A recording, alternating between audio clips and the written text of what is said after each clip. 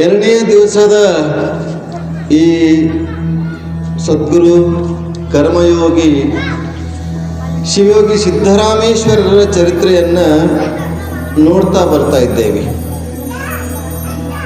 ಕರ್ಮಯೋಗಿಯಾಗಿರುವಂಥ ಸಿದ್ದರಾಮ ಶಿವಯೋಗಿ ಆಗ್ತಾನೆ. ಏನೋ ಕರ್ಮಯೋಗಿ ಆಗಿರುವಂಥ ಶಿವಯೋಗಿ ಸಿದ್ದರಾಮ ಆಗ್ತಾನೆ. ಕಾಯಕಕ್ಕೆ ಮಹತ್ವವನ್ನು ಕೊಟ್ಟಂಥವರು ವಚನಗಳನ್ನು ರಚನೆ ಮಾಡಿ ಜಗತ್ತಿನಲ್ಲಿರ್ತಕ್ಕಂಥ ಅಜ್ಞಾನ ಅಂಧಕಾರವನ್ನು, ಮೂಢನಂಬಿಕೆಯನ್ನು, ಕಂದಾಚಾರವನ್ನು ಹೊಡೆದೋಡಿಸಿ ನಮಗೆಲ್ಲರಿಗೂ ವಚನ ಸಾಹಿತ್ಯದ ಮೂಲಕ ನಮಗೆ ದಾರಿದೀಪರಾಗಿದ್ದಾರೆ, ದಾರಿಯನ್ನು ತೋರಿಸಿದ್ದಾರೆ. ಹೀಗಿಲ್ಲಿ ಸಿದ್ದರಾಮ ಶಿವಯೋಗಿಗಳವರ ಪುರಾಣವನ್ನು ಯಾರು ಬರೆದಿದ್ದಾರೆ? ಯಾರು ಬರೆದಿದ್ರು ಕೇಳಿ? ನಿನ್ನೆ ರಾಘವಂಕ ಕವಿಗಳು ಬರೆದಿದ್ದಾರೆ. ಸಿದ್ದರಾಮೇಶ್ವರ ಚರಿತ್ರೆಯನ್ನೇ ಬರೆದವರು ಯಾರು? ರಾಘವಂಕ ಕವಿಗಳು. ಹಂಪಿ ವಿರೂಪಾಕ್ಷೇಶ್ವರ ದೇವಸ್ಥಾನದಲ್ಲಿ, ವಿರೂಪಾಕ್ಷೇಶ್ವರನ ಹಂಪಿಯಲ್ಲಿ ಏನು ವಿಜಯನಗರ ಸಾಮ್ರಾಜ್ಯ ಇತ್ತು, ಆ ಕಾಲದಲ್ಲಿ ಹರಿಹರ ಏನಿದಾರಲ್ಲ, ಪಂಪ, ರನ್ನ, ಪನ್ನ ಏನು ಮೊದಲಾದ ಕವಿಗಳಿಗೆ ಹೋಗಿದ್ದಾರಲ್ಲ, ನವರತ್ನ ಕವಿಗಳೆಲ್ಲವರು. ಅಂತ ಹರಿಹರರ ಶಿಷ್ಯರಾಗಿರುವಂಥ ರಾಘವಂಕ ಕವಿಗಳು ಶಿವಯೋಗಿ ಸಿದ್ದರಾಮೇಶ್ವರರ ಪುರಾಣವನ್ನು ಬರೆದಿದ್ದಾರೆ. ಅದನ್ನು ನಮಗೆ ಕನ್ನಡದಲ್ಲಿ ಜಯದೇವಿ ತಾಯಿ ಲಿಗಾಡೆಯವರು, ಸೊಲ್ಲಾಪುರದಲ್ಲಿರ್ತಕ್ಕಂಥ ಜಯದೇವಿ ತಾಯಿ ಲಿಗಾಡೆಯವರು ಕನ್ನಡದಲ್ಲಿ ಬರೆದು ನಮ್ಗೆ ಕೊಟ್ಟಿದ್ದಾರೆ. ಅಂಥ ಪುರಾಣವನ್ನು ನಾವು ನಿನ್ನೆ ದಿವಸ ನೋಡಿದೇವೆ. ಪ್ರಾರಂಭ ಪೀಠಿಕಾ ಅಧ್ಯಾಯದಲ್ಲಿ ಏನು ನೋಡಿದೆತ್ತಂದ್ರೆ, ರಾಘವಂಕ ಕವಿಗಳು ಸಾಯುವ ಹುಟ್ಟುವ ಜನರ ಕಥೆಯನ್ನು ಬರೆದಿದ್ರು. ಸಾಯುವ ಹುಟ್ಟುವ, ಹುಟ್ಟಿ ಸಾಯತಕ್ಕಂಥವ್ರು ಯಾರು? ರಾಜ ಮಹಾರಾಜರಲ್ಲಿ ಸತ್ಯ ಹರಿಶ್ಚಂದ್ರ ಅವನ ಕತೆ ಬರೆದಿದ್ದ. ಗುರುಗಳ ಹತ್ತಿರ ತಂದು ತೋರಿಸ್ತಾನೆ, ಎಂಥ ತಪ್ಪು ಕೆಲಸ ಮಾಡಿದಲ್ಲಪ್ಪ, ಇಂಥವ್ರು ಇವ ಅಲಿಂಗಿ ಅದಾನ, ಇವನು ಭವಿ ಇದ್ದಾನೆ, ಇವನು ಲಿಂಗ ಕಟ್ಕೊಳ್ಳಾರ್ದವ ವ್ಯಕ್ತಿ ಇದ್ದಾನೆ, ಇಂಥವನ ಚರಿತ್ರೆ ಬರೆದು ಏನು ಉಪಯೋಗ ಇದೆ, ಏನು ಪ್ರಯೋಜನ? ಅದಕ್ಕೆ ಕಪಾಳಕ್ಕೆ ಒಂದು ಎರಡು ಬಾರಿಸ್ತಾನೆ. ಏನು ಮಾಡ್ತಾನೆ? ಎರಡು ಇಡ್ತಾನೆ. ಈಗ ನಿಮಗೂ ಇಡಬೇಕಾಗ್ತದೆ ಈಗ ಬಂದು.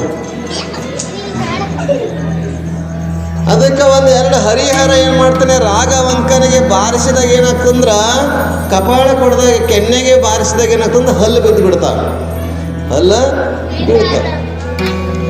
ಆಗ ಹಲ್ಲು ಬಿದ್ದಾಗ ಏನು ಮಾಡಬೇಕು ಅಂತೇಳಿ ವಿರೂಪಾಕ್ಷೇಶ್ವರನ ಪ್ರಾರ್ಥನೆ ಮಾಡ್ತಾನೆ. ಏನು ಮಾಡ್ಬೇಕು, ಹಲ್ಲು ಬಿದ್ದುವಲ್ಲ ಅಂತ ಹೇಳಿದಾಗ ಆಗ ಮತ್ತೆ ಗುರುಗಳ ಹತ್ತಿರ ಬಂದು ಕ್ಷಮೆ ಕೇಳ್ತಾನೆ. ತಪ್ಪು ಮಾಡಿನಪ್ಪ, ಇದಕ್ಕೆ ಏನು ಮಾಡಬೇಕು ಪರಿಹಾರ ಅಂತ ಕೇಳಿದ್ರೆ, ನೀ ಶರಣರ ಚರಿತ್ರೆಯನ್ನು ಬರೀ, ಸಂತರ ಚರಿತ್ರೆಯನ್ನು ಬರೀ, ಮಹಾತ್ಮರ ಚರಿತ್ರೆಯನ್ನು ಬರೀ, ಮಾನವರ ಚರಿತ್ರೆ ಬರಿಬೇಡ ಅಂತ ಹೇಳಿದಾಗ ಪ್ರಾರಂಭ ಮಾಡಿದ್ರು. ಶಿವಯೋಗಿ ಸಿದ್ದರಾಮೇಶ್ವರ ಚರಿತ್ರೆ ಬರೆಯಕ್ಕೆ ಪ್ರಾರಂಭ ಮಾಡಿದರು. ಸಿದ್ದರಾಮೇಶ್ವರ ಚರಿತ್ರೆಯನ್ನು ಬರಿತಾ ಹೋದಾಗ ಬಿದ್ದಿರುವಂಥ ಹಲ್ಲುಗಳೆಲ್ಲ ಏನು ಮಾಡಿದವು, ಮತ್ತೆ ಬಂದುಬಿಟ್ಟು ಅವರೊಂದು 4-5 ಪುರಾಣಗಳು ಬರೀತಾರೆ ನೋಡ್ರಿ. ಯಾವ್ಯಾವ ಪುರಾಣ ಗೊತ್ತಾ? ಸಿದ್ದರಾಮೇಶ್ವರ ಚರಿತ್ರೆ ಒಂದು, ಸೋಮನಾಥ ಚರಿತ್ರೆ, ವೀರೇಶ ಚರಿತ್ರೆ ಮತ್ತು ಶರಭ ಚರಿತ್ರೆ, ಕೊನೆಯದು ಸತ್ಯ ಹರಿಶ್ಚಂದ್ರ ಚರಿತ್ರೆ. 5 ಪುಸ್ತಕಗಳನ್ನು ಬರೆದಿದ್ದಾರೆ ಅವರು. ವೀರೇಶ್ವರ, ಆಮೇಲೆ ಸೋಮನಾಥ ಚರಿತ್ರೆ, ಆಮೇಲೆ ಶರಭ ಚರಿತ್ರೆ, ವೀರೇಶ, ಶರಭ ಮತ್ತು ಸಿದ್ದರಾಮ, ಇದೊಂದು ಸತ್ಯ ಹರಿಶ್ಚಂದ್ರ. 5 ಕಾವ್ಯಗಳನ್ನು ಬರೆದಿದ್ದಾರೆ ಅವರು. 5 ಕಾವ್ಯಗಳಲ್ಲಿ ಬರೆದು ಮತ್ತೆ ಅವರು ಹಲ್ಲು ಬರುವಂಥವಾಗ್ತವೆ.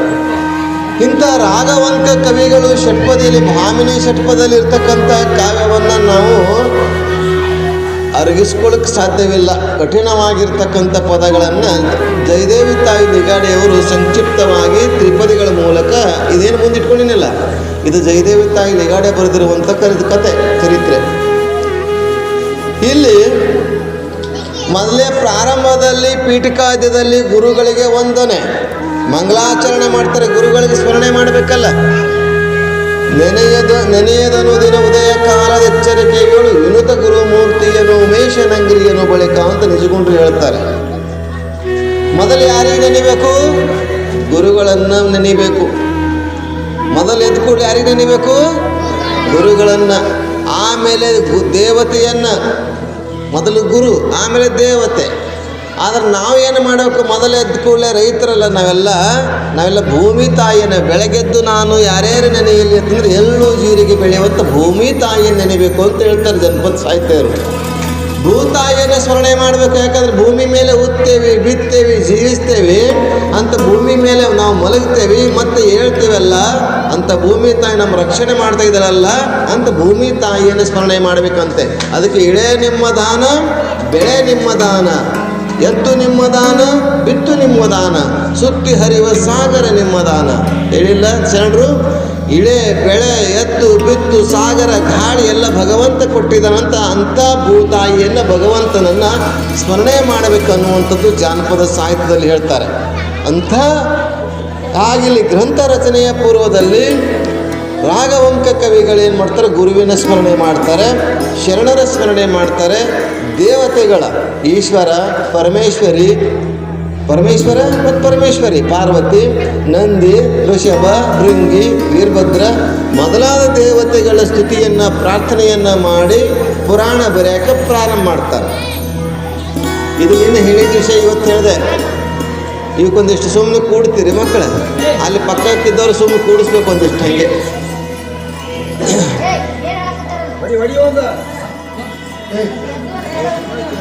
ಈಗ ಇಂಥ ಪರಮ ಪಾವನವಾಗಿರುವಂಥ ಚರಿತ್ರೆಯನ್ನು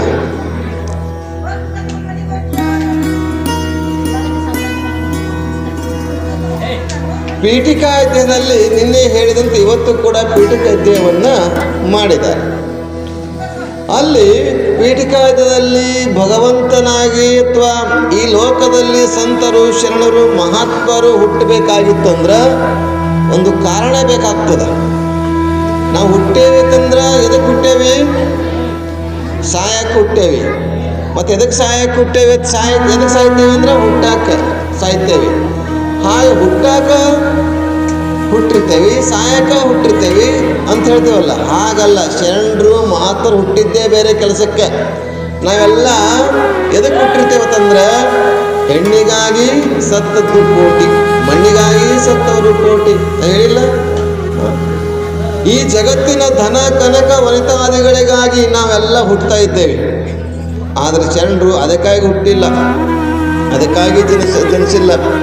ಅವರು ಹುಟ್ಟಿದ್ದು ಈ ಜಗತ್ತಲ್ಲಿ ಯಾಕೆ ಬಂದಿದ್ದಾರೆ ಅಂತಂದರೆ ಭಕ್ತಿ ಪಥವನ್ನು ತೋರ್ಲಿಕ್ಕೆ ಬರ್ತಾರೆ, ಮುಕ್ತಿಯ ಪಥವನ್ನು ತೋರಿಸಕ್ಕೆ ಬರ್ತಾರೆ, ಜ್ಞಾನದ ಪಥವನ್ನು ತೋರಿಸಕ್ಕೆ ಬರ್ತಾರೆ.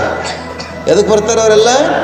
ಜ್ಞಾನದ ದಾರಿಯನ್ನು ತೋರಿಸೋಕ್ಕೆ, ಸ್ವರ್ಗದ ದಾರಿಯನ್ನು ತೋರಿಸೋಕ್ಕೆ, ಮುಕ್ತಿಯ ದಾರಿಯನ್ನು ತೋರಿಸೋಕ್ಕೆ, ಸುಖದ ದಾರಿಯನ್ನು ತೋರಿಸೋಕ್ಕೆ ಬರ್ತಾರೆ. ಆದರೆ ಅಂಬಿಗರ ಚೌಡೆ ಹೇಳಿದಾರಲ್ಲ, ಬಡತನಕ್ಕೆ ಎಂಬುವ ಚಿಂತೆ ಉಣದಾದರೆ ನಾವೆಲ್ಲ ಉಣಾಕ, ತಿನ್ನಾಕ, ಮಕ್ಕಳು ಮಾಡಾಕ, ಅವ್ರ ಮದುವೆ ಮಾಡಾಕ, ಅವ್ರ ಸಾಲಿ ಕಲ್ಸಾಕ, ಅವ್ರ ಬದುಕು ಮಾಡಾಕ ಅದಕ್ಕೆ ಬಂದೇವಿ. ಆದರೆ ಮಹಾತ್ಮರು ಇಂಥದ್ದು ಯಾವುದು ಗೋಜಿಗೆ ಹೋಗಿಲ್ಲ. ಅವ್ರು ಯಾರೂ ಯಾವತ್ತೂ ಮಾಡಿಲ್ಲ. ಮಾಡ್ಯಾರೇನ್ರಿ? ನೀವೆಲ್ಲ ಏನು ಮಾಡ್ತೀರಿ? ಸಾಲಿ ಕಲಿತೀರಿ, ನೌಕರಿ ಮಾಡ್ತೀರಿ, ಮದುವೆ ಆಗ್ತೀರಿ, ಮತ್ತು ಮಕ್ಕಳು ಹಿಡ್ತೀರಿ, ಮತ್ತು ಮಕ್ಕಳಿಗೆ ಸಾಲಿ ಕಲಿಸ್ತೀರಿ, ಮತ್ತು ಅದಕ್ಕೆ ಮದುವೆ ಮಾಡ್ತೀರಿ, ಅವ್ರ ಮಕ್ಕಳು ನೋಡ್ತೀರಿ. ಇದೇ ಇದ್ರಾಗೆ ನಾವು ಕಾಲ ಕಳಿತೇವೆ. ಆದರೆ ಯಾವ ಮಹಾತ್ಮರು ಹಿಂಗೆ ಮಾಡ್ಯಾನೇನು? ಮಾಡಿಲ್ಲ. ಹಾಗೆ ನಮ್ಮ ಮಹಾತ್ಮರು ಯಾಕೆ ಬಂದಿದ್ದಾರೆ ಅಂತ ಕೇಳಿದರೆ ಜ್ಞಾನದ ದಾರಿ ತೋರಿಸೋಕ್ಕೆ, ಭಕ್ತಿಯ ದಾರಿ ತೋರಿಸ್ಲಿಕ್ಕೆ. ಅದಕ್ಕಿಲ್ಲಿ ಚನ್ನಬಸವಣ್ಣವ್ರ ವಚನ ನೋಡಿ ನೀವು, ಹೊನ್ನಿಂಗೆ ಬಂದಾತನಲ್ಲ. ಎದಕ್ಕೆ? ಹೊನ್ನಿಂಗೆ ಬಂದಾತನಲ್ಲ, ಹೆಣ್ಣಿಂಗೆ ಬಂದಾತನಲ್ಲ. ಹೆಣ್ಣಿಂಗೆ ಬಂದಾತನಲ್ಲ, ಮಣ್ಣಿಂಗೆ ಬಂದಾತನಲ್ಲ. ವ್ಯಸನಕ್ಕೆ ಬಂದಾತನಲ್ಲ, ವ್ಯಸನಕ್ಕೆ ಬಂದಾತನಲ್ಲ. ಅಸನ ವ್ಯಸನ, ಬಟ್ಟೆಗೆ ಎಲ್ಲರೂ ಮಾಡುವುದು ಹೊಟ್ಟೆಗಾಗಿ, ಏನು ಬಟ್ಟೆಗಾಗಿ ಅಂತಂದರು. ಬಟ್ಟೆಗೆ ಬಂದಿಲ್ಲ ಇವರು, ಭೂಮಿಗಾಗಿ ಬಂದಿಲ್ಲ, ಹೆಣ್ಣಿಗಾಗಿ ಬಂದಿಲ್ಲ, ಸಂಪತ್ತಿಗಾಗಿ ಬಂದಿಲ್ಲ. ಎದಕ್ಕೆ ಬಂದಾರ ಅಂತ ಕೇಳಿದ್ರೆ ಕೂಡಲ ಚೆನ್ನ ಸಂಗಯ್ಯ ಭಕ್ತಿ ಪಥವ ತೋರ ಬಂದರಯ್ಯ, ಭಕ್ತಿ ಪಥವ ತೋರ ಬಂದರಯ್ಯ ಬಸವಣ್ಣ. ಶರಣರು ಎದಕ್ಕೆ ಬಂದಿದ್ದಾರೆ? 770 ಶರಣರು, 1,94,96,000 ಅಮರಗಣಗಳು. ಇವರೆಲ್ಲ ಎದಕ್ಕೆ ಬಂದಿದ್ದಾರೆ ಅಂತಂದ್ರೆ ನಮ್ಮ ಭಕ್ತಿಯನ್ನು ತೋರಿಸೋಕ್ಕೆ, ಮಾರ್ಗವನ್ನು ತೋರಿಸಕ್ಕೆ ಬಂದಿದ್ದಾರೆ ಅಂತ ಶರಣರಲ್ಲಿಯೇ ಶರಣರಾಗಿರ್ತಕ್ಕಂಥ ಶಿವಯೋಗಿ, ಕರ್ಮಯೋಗಿ ಆಗಿರುವಂಥ ಇಲ್ಲಿ ಯಾರು ಅಂತಂದರೆ ಸಿದ್ಧರಾಮ ಶಿವಯೋಗಿಗಳು ಸೊನ್ನಲಾಪುರದಲ್ಲಿ ನೆಲೆಸಿರುವಂಥ ಸಿದ್ಧರಾಮ ಶಿವಯೋಗಿಗಳವರ ಪುರಾಣವನ್ನು ನಾವೆಲ್ಲ ನೋಡ್ತಾ ಇದ್ದೇವೆ. ಅಂಥ ಸಿದ್ಧರಾಮರ ಚರಿತ್ರೆಯಲ್ಲಿ ಪ್ರಾರಂಭದಲ್ಲಿ ನಾರದ ಮಹರ್ಷಿಗಳು ಏನು ಮಾಡ್ತಾರೆ, ಲೋಕವನ್ನು ಸಂಚಾರ ಮಾಡುತ್ತಾ ತ್ರಿಲೋಕಿ ಸಂಚಾರಿ ನಾರದ ಎಲ್ಲ ಲೋಕವನ್ನು, ಎಷ್ಟು ಲೋಕದವ ತ್ರಿಲೋಕ, 3 ಲೋಕ, ಸ್ವರ್ಗ, ಮರ್ತ್ಯ, ಪಾತಾಳ. ಯಾವ ಲೋಕ? ಪಾತಾಳ. ಇದು ಹೇಳಕ್ಕೆ 3 ಲೋಕ, ಆದರೆ ನಮಗೆ ಇತಿಹಾಸದಲ್ಲಿ ಪುರಾಣದಲ್ಲಿ 14 ಲೋಕಗಳಂತ ಹೇಳ್ತಾವ್ರಿ. 14 ಲೋಕ, ಕೆಳಗೆ 7 ಲೋಕ ಅಂತ, ಮ್ಯಾಲೆ 7 ಲೋಕ ಅದ. ಅತಳ, ಸುತಳ, ಪಾತಾಳ, ತಳಾತಳ, ರಸಾತಳ, ಕೆಳಗೆ 7 ಲೋಕ ಆಯಿತು. ಭೂ, ಭುವ, ಸ್ವಹ, ಮಹ, ಜನ, ತಪ, ಸತ್ಯ ಲೋಕಗಳು ಮ್ಯಾಲೆ 7 ಲೋಕ, ಕೆಳಗೆ 7 ಲೋಕ, 14 ಲೋಕಗಳಂತ ಹೇಳ್ತಾರೆ. 14 ಲೋಕವನ್ನು ಸಂಚಾರ ಮಾಡ್ತಕ್ಕಂಥವ್ರು ಯಾರು ಅಂತಂದ್ರೆ ನಾರದ ಮಹರ್ಷಿ ಒಬ್ಬನೇ. ನಾರದ ಮಹರ್ಷಿ ಒಬ್ಬನೇ ಸಂಚಾರ ಮಾಡುತ್ತಾ ಎಲ್ಲೆಲ್ಲಿ ಏನೇನು ನಡೀತಾ ಇದೆಯೋ ಜಗತ್ತಿನಲ್ಲಿ, ಯಾರ್ಯಾರು ಏನೇ ಮಾಡ್ತಾ ಇದ್ದಾರೋ, ಯಾರ ಹಣೆ ಮೇಲೆ ಈ ಭೂತಿ ಐತೋ, ಯಾರ ಕೊಳ್ಳಲ್ಲಿ ರುದ್ರಾಕ್ಷಿ ಲಿಂಗ ಐತೋ, ಯಾರು ದಿನನಿತ್ಯ ಪೂಜೆ ಮಾಡ್ತಾರೋ ಎಲ್ಲವನ್ನು ನೋಡ್ತಾರಂತೆ. ಯಾರ್ಯಾರು ತಪ್ಪುಗಳ ಮಾಡ್ತಾರೋ, ಯಾರು ಒಳ್ಳೆ ಕೆಲಸ ಮಾಡ್ತಾರೋ, ಯಾರು ಕೆಟ್ಟ ಕೆಲಸ ಮಾಡ್ತಾರೋ, ಯಾರು ಚೆನ್ನಾಗಿ ನೋಡ್ರಿ ಎಲ್ಲ ನೋಡ್ತಾರೆ. ದೇವತೆಗಳು ಹುಷಾರಾಗಿರ್ಬೇಕು. ನಾವೆಲ್ಲ ಸಂಚಾರ ಮಾಡ್ತಾ ಎಲ್ಲವನ್ನು ನೋಡಿ ಪರಮೇಶ್ವರ ಹತ್ತಿರ ಹೋಗಿ ಹೇಳ್ತಾನೆ, ಇಂಥ ಊರಾಗ ಇಂಥವ್ರು ಹಿಂಗೆ ಮಾಡ್ತಾರೆ ಅಂತೇಳಿ. ಹಾಗೆ ಧರ್ಮದ ಗ್ಲಾನಿಯನ್ನು ಆಗ್ತಾ ಇದೆ ಸುದ್ದಿಯನ್ನು ಪರಮೇಶ್ವರಿ ಹೇಳ್ತಾನೆ. ಧರ್ಮದ ಗ್ಲಾನಿ, ಧರ್ಮದ ಹಾನಿ ಆಗ್ತಾ ಇದೆ. ಧರ್ಮವನ್ನು ನಾಶವಾಗಿ ಅಧರ್ಮ ತೆರೆದೋರ್ತಾ ಇದೆ. ಏನು ಮಾಡಬೇಕು? ಆ ಧರ್ಮದ ಜಾಗೃತಿಗೊಳಿಸಬೇಕು, ಧರ್ಮವನ್ನು ಮತ್ತೆ ಉತ್ತೇಜನಗೊಳಿಸಬೇಕು, ಧರ್ಮವನ್ನು ಪಸರಿಸಬೇಕು, ಎಲ್ಲರೂ ಧರ್ಮವಂತರಾಗಬೇಕು. ಧರ್ಮೋ ರಕ್ಷತೆ ರಕ್ಷತ ಅಂತ ಹೇಳಿದರು. ಧರ್ಮವನ್ನು ನಮ್ಮಲ್ಲಿ ಬೆಳಿಬೇಕು ಅಂತಂದರೆ ಧರ್ಮದ ಪ್ರಚಾರಗಾಗಿ, ಧರ್ಮದ ರಕ್ಷಣೆಗಾಗಿ, ಧರ್ಮದ ಸಂರಕ್ಷಣೆಗಾಗಿ, ಧರ್ಮದ ಬೀಜವನ್ನು ಬಿತ್ತೋದಕ್ಕಾಗಿ ಒಬ್ಬ ಸಂತರಿಗೆ ಕಳಿಸ್ತಾರೆ. ಮ್ಯಾಲಿಂದ ದೇವತೆಗಳೆಲ್ಲ ಆ ಭಗವಂತನ ಸ್ವರೂಪರೇ ಅಪ್ರತ್ಯಕ್ಷ ಗುರು ರೂಪೇಣ ವರ್ತತೆ ಭಕ್ತಿ ಸಿದ್ಧ ಅಂತ ಹೇಳಿದರು. ದೇವರಂತೆ ನೋಡೋಕ್ಕಾಗಲ್ಲ, ದೇವರ ರೂಪದಲ್ಲಿ ಇರ್ತಕ್ಕಂಥ ಸಂತರನ್ನ, ಮಹಾತ್ಮರನ್ನ, ಗುರುಗಳನ್ನ ನಾವು ನೋಡ್ತೇವೆ ಅಂತ ಸಿದ್ಧಾಂತ ಶಿಖಾಮಣಿಯಲ್ಲಿ ಹೇಳ್ತಾರೆ. ಶಿಖಾಮಣಿ ದೇವರ ನೋಡಿಲ್ಲಲ್ಲ, ಆ ದೇವರ ಸ್ವರೂಪದಲ್ಲಿರ್ತಕ್ಕಂಥವರು ಸದ್ಗುರುನಾಥ, ಭಗವಂತನ ಸ್ವರೂಪದಲ್ಲಿರ್ತಕ್ಕಂಥವರು ಶರಣರು, ಸಂತರು, ಮಹಾತ್ಮರು. ಅಂಥ ಮಹಾತ್ಮರ ರೂಪದಿಂದ ಈ ಧರೆಗೆ, ಈ ಭೂಲೋಕಕ್ಕೆ ಕಳಿಸ್ತಾರೆ. ಅವರೇ ಮುಂದೆ ಸಿದ್ಧರಾಮ ಆಗ್ತಾರೆ ಅನ್ನುವಂಥ ನೋಡ್ತೇವೆ. ಇವರು ಎಲ್ಲಿ ಹುಟ್ಟಬೇಕು? ಈಗ ಡಾಕ್ಟರ್ ಚಂದ್ರಶೇಖರ ಶಿವಾಚಾರ್ಯರು ಇಲ್ಲೇ ಹುಟ್ಟಿದಾರಂತ ಈಗ ಗೊತ್ತದ. ಅದಕ್ಕಿಂತ ಮುಂಚೆ ಇಲ್ಲೇ ಹುಟ್ಟಬೇಕು, ಇಂಥ ಊರಲ್ಲೇ ಇರಬೇಕು, ಇಂಥ ಪುರಾಣಿಕ ಮನೆತನದಲ್ಲಿ ಹುಟ್ಟಬೇಕು, ಇಂಥ ತಂದೆ ತಾಯಿಗಳಂತ ನಿರ್ಧಾರ ಪರಮಾತ್ಮ ಮಾಡಿರ್ತಾನೆ. ಆಗ ಇಂಥ ಮನೆಯಲ್ಲೇ ಅವತಾರ ಆಗ್ಯದ ಸರಿ, ಇಲ್ಲೇ ಇರಬೇಕಾಗಿತ್ತಲ್ಲ, ಎಲ್ಲಿದ್ದಾರೆ ಅವರು? ಮತ್ತು ಅಂಥ ದೊಡ್ಡ ಪೀಠಕ್ಕಾಗಿರತ್ತಂದ್ರೆ ಅದು ಪರಮಾತ್ಮನ ಆಜ್ಞೆ, ಪರಮಾತ್ಮನ ಅಂಶಜರು. ಪರಮಾತ್ಮನೇ ಅವರಿಗೆ, ನೋಡಪ್ಪ ನೀನು ಹೋಗು, ಭೂಲೋಕಕ್ಕೆ ಹೋಗು, ಇಂಥಲ್ಲಿ ಜನ್ಮವನ್ನು ತಾಳು, ಇಂಥದನ್ನು ನೀ ಧರ್ಮದ ರಕ್ಷಣೆ ಮಾಡು. ಇವತ್ತು ವೀರಶೈವ ಧರ್ಮವನ್ನು ನಾಶ ಆಗ್ತಾ ಇದೆ. ಅಂಥ ಧರ್ಮದ ಗ್ರಂಥಗಳನ್ನು ಮತ್ತೆ ಎಲ್ಲ ಭಾಷೆಗಳಲ್ಲಿ ಅದನ್ನು ಪ್ರಕಟ ಮಾಡಿ ಎಲ್ಲ ಕಡೆ ಪ್ರಸಾರ ಮಾಡುವಂತ ಹೇಳಿ ಕಳಿಸಿದ್ದಕ್ಕಾಗಿ ಇವತ್ತು ಡಾಕ್ಟರ್ ಚಂದ್ರಶೇಖರ ಶಿವಾಚಾರ್ಯ ಭಗವತ್ಪಾದಗಳು ಇಲ್ಲಿ ನೆಲೆಸಿದ್ರು ಕೂಡ ಕಾಶಿಯಲ್ಲಿದ್ದು ಭಾರತ ತುಂಬಲ್ಲ ಹೊರದೇಶಗಳಲ್ಲೂ ಕೂಡ ಪ್ರಚಾರ ಮಾಡ್ತಾ ಇದ್ದಾರೆ ಧರ್ಮವನ್ನು, ವೀರಶೈವ ಲಿಂಗಾಯತ ಧರ್ಮವನ್ನು. ಅಂತ ತತ್ವವನ್ನು ನಾವು ಒಂದು ಹಾಡಿನ ನಂತರ ಕೇಳೋಣ. ಸಿದ್ದರಾಮೇಶ್ವರರ ಜನ್ಮ ತಾಳಬೇಕಾಗಿತ್ತಂದ್ರೆ ಎಲ್ಲಿ ಜನಿಸಬೇಕು? ಅವರು ಪರಮ ಪವಿತ್ರವಾಗಿರುವಂಥ ಪುಣ್ಯಕ್ಷೇತ್ರ, ಪುಣ್ಯ ಗರ್ಭದಲ್ಲಿ ಮಾತ್ರ ಜನಿಸ್ಬೇಕು. ಏನು ಎಲ್ಲಿ ಬೇಕು ಹಂಗೆ ನೆನೆಸ್ತಾರ? ನಾವು ಎಲ್ಲಿ ಬೇಕಲ್ಲೇ ಹುಡ್ತೇವಿ. ನಾವೆಲ್ಲ ಹೆಂಗಂದ್ರೆ ಸೆಗಣ್ಯಾಗ ಹುಳ ಹುಟ್ಟದಂಗೆ ನಾವೆಲ್ಲ ಸೆಗಣ್ಯಾಗ ಹುಳ ಹುಡ್ತಾವೆ. ಗೊತ್ತಲ್ಲ, ಸೆಗಣ್ಯಾಗ ಹುಳ ಹುಟ್ಟುತ್ತಂದ್ರೆ ಅಲ್ಲೇ ಹುಡ್ತವೆ, ಅದೇ ತಿಂತದೆ ಮತ್ತು ಅಲ್ಲೇ ಸಾಯ್ತವೆ. ನಾವೆಲ್ಲ ಸಂಸಾರಿಕರು ಹೆಂಗಂತ ಕೇಳಿದ್ರೆ ಅಲ್ಲೇ ಹುಟ್ಟಿ ಅದೇ ತಿಂದು ಅದೇ ಬದುಕ್ತಂದ್ರೆ ಸಂಸಾರದಲ್ಲಿಯೇ ಹುಟ್ಟಿ ಹೆಂಡತಿ ಮಕ್ಕಳು ಬಂಧು ಬಳಗ ಅದೇ. ಆದರೆ ಶರಣರು ಹುಟ್ಟಬೇಕಾಗಿತ್ತಂದ್ರೆ ಜನಿಸಬೇಕಾಗಿತ್ತಂದ್ರೆ ಇಂಥಲ್ಲೇ ಹುಟ್ಟಬೇಕು, ಇಂಥಲ್ಲೇ ಜನ್ಮ ತಾಳಬೇಕು ಅನ್ನುವಂಥದ್ದು ಲಿಖಿತ ಇದೆ. ಪರಮಾತ್ಮನು ಹೇಳಿ ಕಳಿಸಿರ್ತಾನೆ. ಹಾಗೆಲ್ಲಿ ಶಿವಯೋಗಿ ಸಿದ್ಧರಾಮ ಕರ್ಮಯೋಗಿ ಚಿಕ್ಕ ವಯಸ್ಸಿನಲ್ಲಿಯೇ ಭಗವಂತನನ್ನ ಕಂಡಿರ್ತಕ್ಕಂಥ ಆ ಬಾಲಕ ಹುಟ್ಟಬೇಕಾಗಿತ್ತು, ಜನಿಸಬೇಕಾಗಿತ್ತು ಅಂತಂದ್ರೆ ಪುಣ್ಯಮಯವಾಗಿರುವಂಥ ದಂಪತಿಗಳು ಬೇಕಲ್ಲ, ದಂಪತಿಗಳು ಬೇಕು. ಅದು ಕ್ಷೇತ್ರ ಸೊನ್ನಲಾಪುರ ಅಂತ ಹೇಳಿದ್ರು ಪುರಾಣದಲ್ಲಿ. ರಾಘವಂಕ ಕವಿಗಳ ಚರಿತ್ರೆಯಲ್ಲಿ ಹೇಳ್ತಾರೆ, ಸೊನ್ನಲಾಪುರದಲ್ಲಿ ನೆನೆಸಬೇಕು. ಸೊನ್ನಲಾಪುರದಲ್ಲಿ ಮುದ್ದುಗೌಡ, ಮೋರ್ಡಿ ಮುದ್ದುಗೌಡ, ಸುಕಲಾದೇವಿ ಹೆಸರೇನು ಮುದ್ದುಗೌಡ ಅಂತ.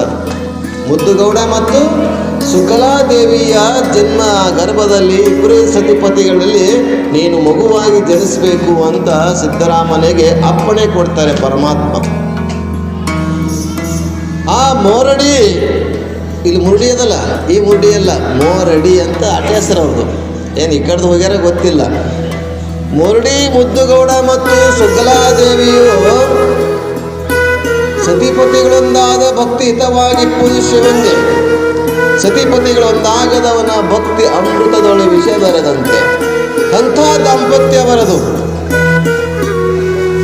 ಶಿವಭಕ್ತಿಯಲ್ಲಿ ಶಿವಜ್ಞಾನ, ಶಿವಭಕ್ತಿ ಇಲ್ಲದೆ ಸಾಸಿರ ಸೆಗಣಕ್ಕೆ ಸಾಸಿರ ಹುಳ ಹುಟ್ಟುವುದೇಯ ಬಸವಣ್ಣರು ಹೇಳ್ತಾರೆ. ಹಾಗೆಲ್ಲಿ ಶಿವಭಕ್ತಿಯನ್ನ ಮಾಡುತ್ತಾ ಜಂಗಮಾರ್ಚನೆ, ಸಾಧು ಸಂತ ಮಹಾತ್ವರನ್ನ ಶಿವಯೋಗಿಗಳವರ ದರ್ಶನ ಮಾಡುತ್ತಾ ಅವರ ಸೇವೆ ಮಾಡುತ್ತಾ ಕಾಲ ಕಳೀತಾ ಇರ್ತಾರೆ ಮುದ್ದುಗೌಡ ಮತ್ತು ಸುಕಲಾದೇವಿ. ನೆನಪಿಟ್ಕೋಬೇಕು, ಚರಿತ್ರೆಯನ್ನು ಬರೆದವರು ರಾಘವಂಕ, ಕನ್ನಡಕ್ಕೆ ಪ್ರಚಾರ ತಂದವರು ಜಯದೇವಿ ತಾಯಿ ಲಿಗಾಡೆಯವರು. ಸಿದ್ದರಾಮನ ತಂದೆ ತಾಯಿ ಮುದ್ದುಗೌಡ ಮತ್ತು ಸುಕಲಾದೇವಿ. ಹಿಂಗೆ ನೆನಪಿಟ್ಕೋಬೇಕು ನೀವೆಲ್ಲ. ಮತ್ತೆ ಮತ್ತೆ ಹೇಳ್ತಾ ಇರ್ತೀನಿ ನಾನು ನಿಮಗೆ. ಹೀಗೆ ಇಂಥ ಒಂದು ಸುಕಲಾದೇವಿ ಮತ್ತು ಮುದ್ದುಗೌಡರು ಈ ಲೋಕದಲ್ಲಿ ಜನಿಸಬೇಕಾಗಿತ್ತಂದ್ರೆ ಸಿದ್ದರಾಮನು ಹುಟ್ಟಬೇಕು, ಅವರ ಗರ್ಭದಲ್ಲಿ ಹುಟ್ಟಬೇಕು, ಅವ್ರ ಗರ್ಭದಲ್ಲಿ ಜನನ ಆಗಬೇಕು ಅನ್ನೋಗೋಸ್ಕರವೇ ಮೂಲತಃ ಅವರು ಗಂಧರ್ವರು. ಮುದ್ದುಗೌಡ ಸುಕಲಾದೇವಿ ಗಂಧರ್ವರು. ಗಂಧರ್ವರು ಅಂದ್ಕೂಡಲೇ ನಾವು ಗಂಧರ್ವರು ಅಂದ್ಕೂಡಲೇ ಭೂಲೋಕಕ್ಕೆ ಯಾಕೆ ಬಂದರು ಅಂತ ಕೇಳಿದ್ರೆ ಅಲ್ಲಿ ಒಂದು ಘಟನೆ, ಒಂದು ಸಂದರ್ಭ ನಡೀತದೆ ಕೈಲಾಸದಲ್ಲಿ. ಹೆಂಗೆ ಎಲ್ಲ ದೇವಾನ ದೇವತೆಗಳು ಕೈಲಾಸದಲ್ಲಿ ಇರ್ತಾರೆ, ಗಂಧರ್ವರು ಇರ್ತಾರೆ, ಕಿನ್ನರು ಇರ್ತಾರೆ, ಯಕ್ಷರು ಇರ್ತಾರೆ, ಋಷಿ ಮುನಿಗಳು ಇರ್ತಾರೆ.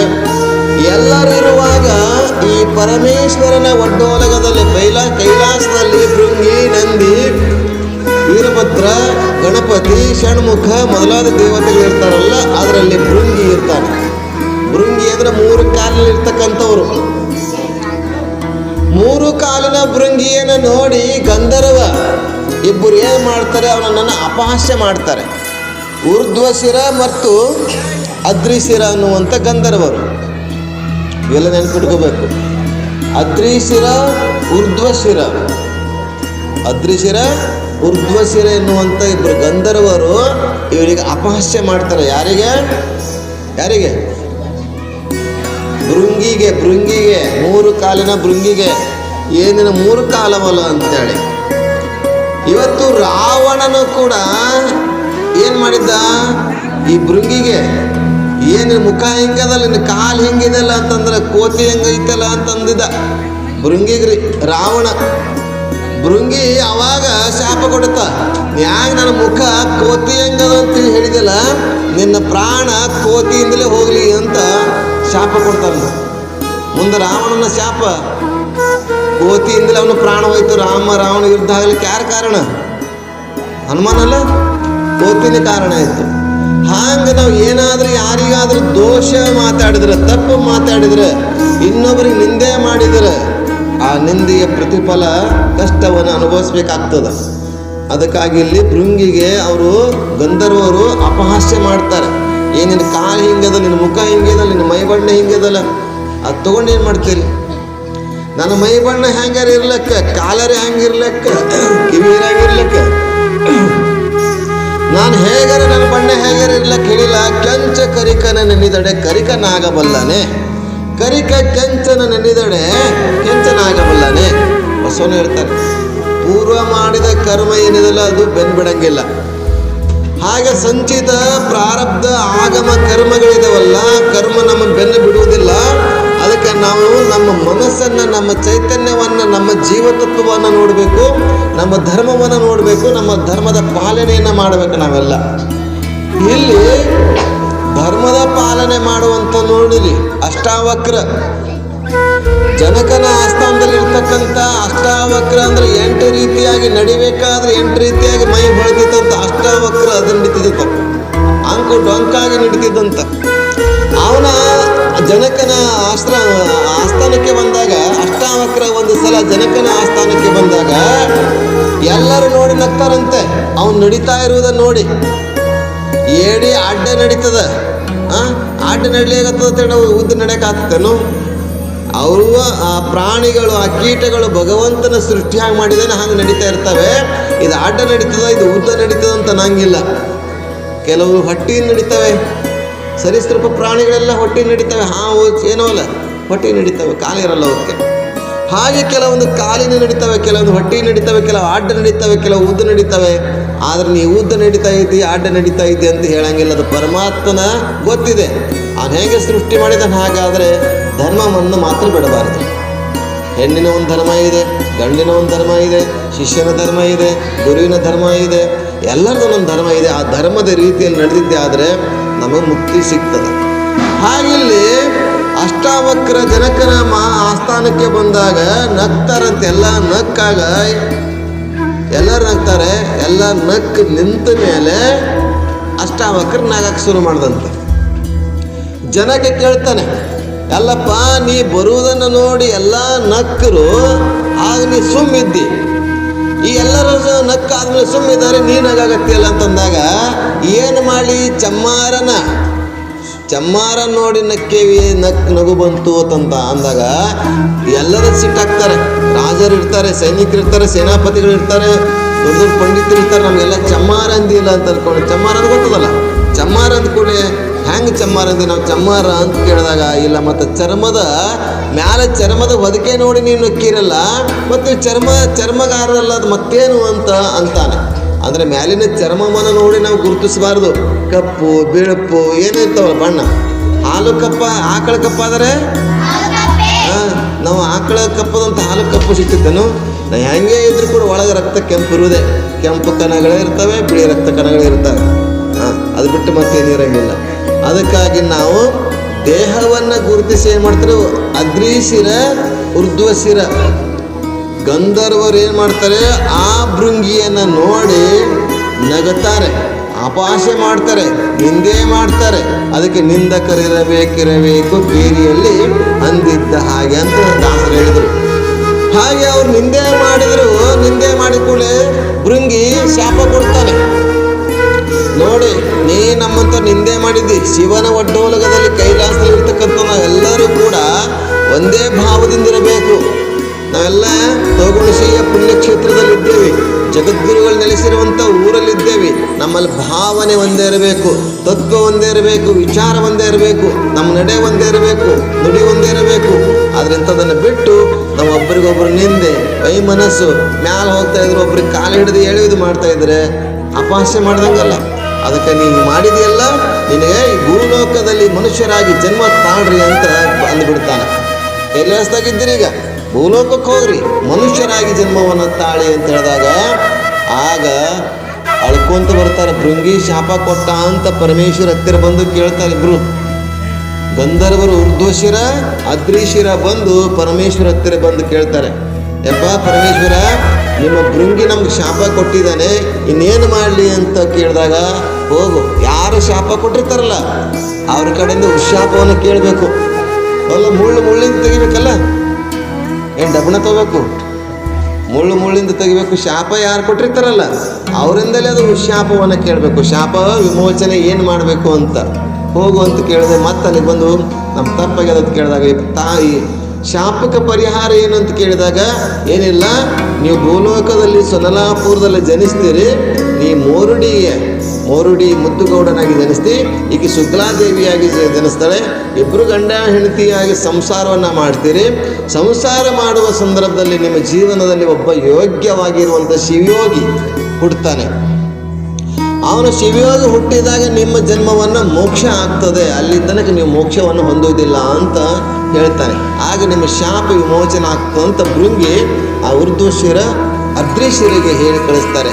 ಆಗ ಅವರು ಬಂದು ಈ ಸೊನ್ನಲಾಪುರದಲ್ಲಿ ಮುದ್ದುಗೌಡನಾಗಿ ಮತ್ತು ಶುಕ್ಲಾದೇವಿಯಾಗಿ ಜನಿಸ್ತಾರೆ. ಒಂದು ಕಡೆ ಅವರು ಜನಿಸಿರ್ತಾರೆ, ಒಂದು ಕಡೆ ಇವರು ಜನಿಸಿರ್ತಾರೆ. ಇಬ್ಬರು ಮತ್ತೆ ಮದುವೆ ಆಗ್ತದೆ. ಮದುವೆಯಾಗಿ ಸಂಸಾರ ಮಾಡೋಕ್ಕೆ ಪ್ರಾರಂಭ ಮಾಡ್ತಾರೆ. ಸಂಸಾರದಲ್ಲಿ ನಿಮಗೆಲ್ಲ ಗೊತ್ತಿರುವ ಹಾಗೆ ಪರಮಾತ್ಮ ಒಬ್ಬೊಬ್ಬರಿಗೆ ಒಂದೊಂದು ರೀತಿಯ ಕಷ್ಟಗಳನ್ನು ಕೊಡ್ತಾನೆ. ಸಂಸಾರದ ಸರಳ ಅಂತ ತಿಳ್ಕೊಂಡ್ರೇನು ಕಷ್ಟ ಇರ್ತೈತಿ. ಸಂಸಾರ ಸರಳ ಆಗಬೇಕು, ಸಸಾರ ಆಗಬೇಕಾಗಿತ್ತಂದ್ರೆ ಸಂಸಾರ ಸಾಲಿಗೆ ಕೇಳ್ತೀರಿ, ನೀವೆಲ್ಲರೂ ಸಾಲಿಗೆ ಹೋಗ್ತೀರಿ, ಹಿಂದೆ ಮುಂದೆ ಒಳಗೆ. ನಾವೆಲ್ಲ ಹಿಂದೂ ಇಲ್ಲ ಮುಂದೂ ಇಲ್ಲ, ನಡು ಹೋಗಿಲ್ಲ. ಸಂಸಾರ ಅಂತಂದರೆ ಸಂಸಾರ ಸಸಾರ ಆಗಬೇಕಾದ್ರೆ ನಡುವ ಮಧ್ಯಕ್ಕೊಂದು ಸಂಸಾರದಲ್ಲಿ ಸೊನ್ನೆ ಇದೆ ಗೊತ್ತನು? ಸ ಆದ್ಮೇಲೆ ಸೊನ್ನೆ ಬರ್ತದೆ. ಸೊನ್ನೆಯನ್ನು ಅಳಕಿಸ್ಬಿಡ್ಬೇಕು. ಸಂಸಾರ ಅಂದರೆ ಇದು ಸೊನ್ನೆ, ಇದು ಜೀರೋ, ಇದು ಪೂಜಿ.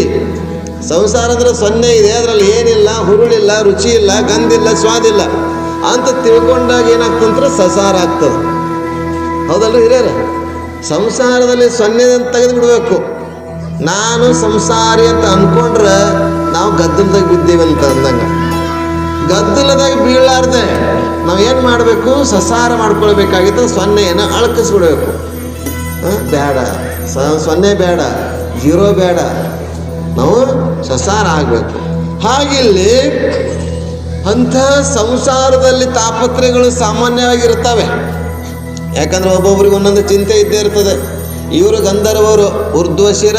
ನಿಮ್ಮ ಮತ್ತೆ ನಾಳೆ ಕೇಳ್ತೀನಿ ನಿಮಗೆ.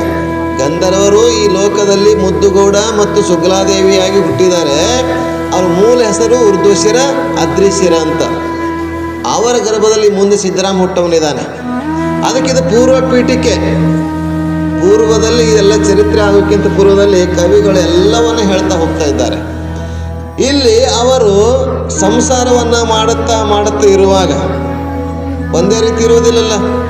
ಬಡತನಕ್ಕೆ ಹೇಳ್ರಿ, ಪೂರ್ಣ ಹೇಳ್ರಿ.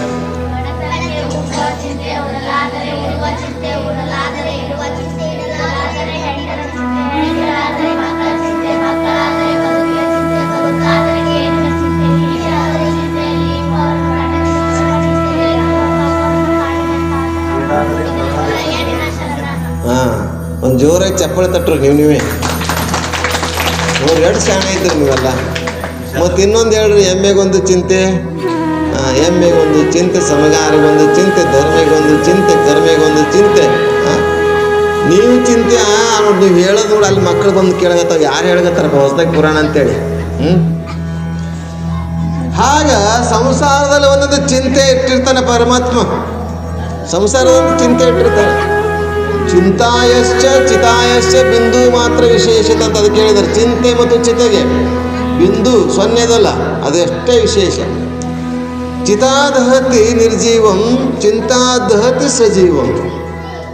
ಚಿಂತೆ ಜೀವಂತ ಇದ್ದನ್ನು ಸುಡ್ತದೆ, ಚಿತೆ ಅಂದರೆ ಬೆಂಕಿ, ಅದು ಸತ್ತಿರುವಂಥದ್ದು ಸುಡ್ತದೆ. ಹಾಗೆ ಇಲ್ಲಿ ಚಿಂತೆ, ಅದಕ್ಕೆ ಉಂಬುವ ಚಿಂತೆ ಕೊಟ್ಟಿರ್ತಾನೆ, ಉಡುವ ಚಿಂತೆ ಕೊಟ್ಟಿರ್ತಾನೆ, ಇಡುವ ಚಿಂತೆ ಕೊಟ್ಟಿರ್ತಾನೆ. ಅದೆಲ್ಲ ಆದಮೇಲೆ ಮಕ್ಕಳ ಚಿಂತೆ ಕೊಟ್ಟಿರ್ತಾನೆ. ಮಕ್ಕಳದ ಅದಕ್ಕೆ ಶಾಲೆ ಶಿಕ್ಷಣ ಕಲಿಸ್ಬೇಕಂತ ಚಿಂತೆ ಕೊಡ್ತಾನೆ. ಅದು ಶಾಣ ಇದ್ರೆ ಚಲೋ, ಜಾಣಿದ್ರೆ ಒಳ್ಳೆಯದು. ಅದು ದಡ್ಡಾಗೈತೆ ಅಂದ್ರೆ ಮತ್ತೊಂದು ಚಿಂತೆ, ಹೌದಲ್ಲ? ಹುಷಾರಿದ್ರೆ ಒಳ್ಳೇದು ಮತ್ತೆ ಬೇರೆ. ಮತ್ತು ಅದ್ರಾಗ ಕೆಟ್ಟ ಹುಡುಗ ಇದ್ದಂದ್ರೆ ಮತ್ತೊಂದು ಚಿಂತೆ ಬೇರೆನೆ. ಏನಾದರೂ ಅವನಿಗೆ ರೋಗ ರುಜಿನಗಳಿದ್ದು ಬಂದರೆ ಒಂದು ಚಿಂತೆನೆ, ಏನು ಮಾಡಬೇಕಪ್ಪ, ಯಾವ ಕರ್ಮನೋ, ಏನು ತಪ್ಪು ಮಾಡಿವೋ ಅಂತ ಚಿಂತೆ. ಹೀಗೆಲ್ಲವನ್ನ ಚಿಂತೆ ಮಾಡ್ತಾ ಮಾಡ್ತಾ ಚಿಂತೆಯ ಸಂತೆ ಮುಗಿಸಿ ಒಂದು ದಿವಸ ಹೋಗಿಬಿಡ್ತೀವಿ. ಪರಮಾತ್ಮನ ಚಿಂತೆ ಮಾಡೋದಿಲ್ಲ. ಆದರೆ ಮುದ್ದುಗೌಡ ಶುಕ್ಲಾದೇವಿ ಭಾಳ ವರ್ಷ ಆಯಿತು ಮದುವೆಯಾಗಿ ಭಾಳ ವರ್ಷ, ತುಂಬ ವರ್ಷ ಆಗಿತ್ತು. ಆದರೆ ಮಕ್ಕಳಾಗಿದ್ದಿಲ್ಲ. ಮಕ್ಕಳ ಚಿಂತೆ ಕೊಟ್ಟಿದ್ದ ಪರಮಾತ್ಮ. ಬಾಲಕರಿಲ್ಲದ ಬಾಲಿಜಾತರ ಜನ್ಮ ಬಾಡಿಗೆ ಎತ್ತು ದುಡಿದಂಗ. ಬಂಜಿ ಬಾಗಿಲ ಮುಂದೆ ಅಂಜೂರಿ ಗಿಡ ಹುಟ್ಟಿ ಟೊಂಗೆಗಳಿಗೆ ಗುಳಿ ಕುಂತು ನುಡಿತಾವ ಬಂಜಿ ನಿನ್ನ ಬದುಕು ಹೆರವರಿಗೆ ಹೇಳಿದ್ದಾರೆ. ಬಂಜೆಯ ಮನೆಯೊಳಗ ಬಂಗಾರದೊಳಕಲ್ಲ, ಬಂದು ಕುಟ್ಟಾಕ ಸೊಸಿ ಇಲ್ಲ, ಬನ್ನಿ ಮೂರಿಲಾಕ ಮಗನಿಲ್ಲ ಅಂತ ಹಾಡ್ತಾರೆ. ಹಾಗೆ ಇಲ್ಲಿಯ ಮಕ್ಕಳಿಲ್ಲ ಎನ್ನುವಂಥ ಚಿಂತೆ ಕಾಡ್ತಿತ್ತು. ಸತತವಾಗಿ ಗುರು ವಿರಕ್ತರ ಜಂಗಮರ ಶಿವಯೋಗಿಗಳ ಸೇವೆ ಮಾಡುತ್ತಾ ಭಗವಂತನ ಚಿಂತನೆ ಮಾಡುತ್ತಾ ಸದಾ ಸತಿಪತಿಗಳೊಂದಾಗಿ ಭಕ್ತಿಯನ್ನು ಮಾಡುತ್ತಾ ಸತಿಪತಿಗಳೊಂದಾದ ಭಕ್ತಿಯನ್ನು ಶಿವನಿಗೆ ಅರ್ಪಿಸಿ ಅವರು ಸದಾ ಭಗವಂತನ ಚಿಂತೆಯಲ್ಲಿ ಕಾಲ ಕಳೀತಾ ಇರ್ತಾರೆ. ಹೀಗೆ ಇರುವ ಸಂದರ್ಭದಲ್ಲಿ ಏನಾಯ್ತು ಅಂತ ಕೇಳಿದರೆ 60 ವರ್ಷ ಆಗಿರ್ಬೇಕು, 60-70 ವರ್ಷ ದಾಟಿಸ್ತಾರೆ. ಎಷ್ಟು ವರ್ಷ? 60-70 ವರ್ಷದ ಸಮೀಪ. ಆದರೆ ಮಕ್ಕಳಾಗಲ್ಲ. ಅಲ್ಲಿಗೆ ಇವ್ರಿಗೆ ಆಲ್ರೆಡಿ ಪರಮಾತ್ಮ ಅಪ್ಪಣೆ ಕೊಡಿಸಿರ್ತಾನೆ. ಅಲ್ಲಿಯ ಭಗವಂತನ ಸ್ವರೂಪ ಅಲ್ಲಿರ್ತಕ್ಕಂಥ ಋಷಿ ಮುನಿಗಳಿಗೆ ಪರಮಾತ್ಮನ ಅಪ್ಪಣೆ ಕೊಡಿಸಿರ್ತಾನೆ, ಹೋಗು ಈ ಭೂಲೋಕದಲ್ಲಿ ಅಧರ್ಮವನ್ನು ನಾಶ ಆಗ್ತಾ ಇದೆ, ನೀನಿಂತಲ್ಲಿ ಜನ್ಮವನ್ನು ತಾಳಬೇಕಂತ ಅಲ್ಲಿ ಅಪ್ಪಣೆ ಕೊಟ್ಟಿರ್ತಾರೆ. ಆದರೆ ಇಲ್ಲಿ ಇವರಿಗೆ 60 ವರ್ಷ ಆಗಿದೆ. ಅದೇ ಸಂದರ್ಭಕ್ಕೆ ಜಗದ್ಗುರು ರೇವಣ ಸಿದ್ದೇಶ್ವರ ಬರ್ತಾರೆ ಸೊಲ್ಲಾಪುರಕ್ಕೆ ರೇವಣ ಸಿದ್ದೇಶ್ವರ ಬಂದು ಅಲ್ಲಿ ರಾಣಿ ಇರ್ತಾಳೆ, ಚಾಮಲಾದೇವಿ ರಾಣಿ ಸಂಸ್ಥಾನದದು. ಆ ರಾಣಿ ಇವತ್ತು ನಮ್ಮ ಊರಿಗೆ, ನಮ್ಮ ಸೊಲ್ಲಾಪುರಕ್ಕೆ ರೇವಣ ಸಿದ್ದೇಶ್ವರರು ಬರ್ತಾ ಇದ್ದಾರೆ ಅಂತ ತಿಳ್ಕೊಂಡು ಅವರಿಗೆ ಹೋಗಿ ಸ್ವಾಗತ ಮಾಡ್ಕೊಳಕ್ಕೆ ಹೋಗಿರ್ತಾರೆ. ಸ್ವಾಗತ ಮಾಡ್ಕೊಳ್ಳೋ ಪೂರ್ವದಲ್ಲಿ ಅವರಿಗೆ ಪಲ್ಲಕ್ಕಿ, ಆನೆ, ಒಂಟೆ ಎಲ್ಲವನ್ನ ಕಳಿಸ್ತಾರೆ. ಪಲ್ಲಕ್ಕಿ ಮೇಲೆ ಕುತ್ಕೊಂಡು ಬರುವ ಸಂದರ್ಭದಲ್ಲಿ ಊರಿನ ಸಮೀಪ ಬಂದಾಗ